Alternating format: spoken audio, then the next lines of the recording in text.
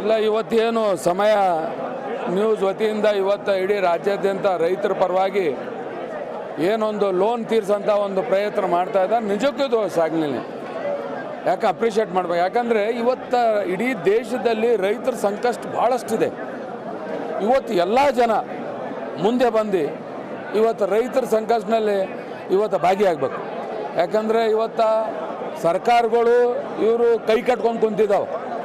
ಇವತ್ತು ಈ ಕಾಂಗ್ರೆಸ್ ಸರ್ಕಾರ ಇವತ್ತೇನು ಸಾಲ ಮನ್ನಾ ಮಾಡಿದೆ, ಇದು 2 ವರ್ಷ ಮೊದಲು ಮಾಡಬೇಕಾಗಿತ್ತು. ಅವ್ರಿಗೆ ಧೈರ್ಯ ಬರ್ತಿತ್ತು.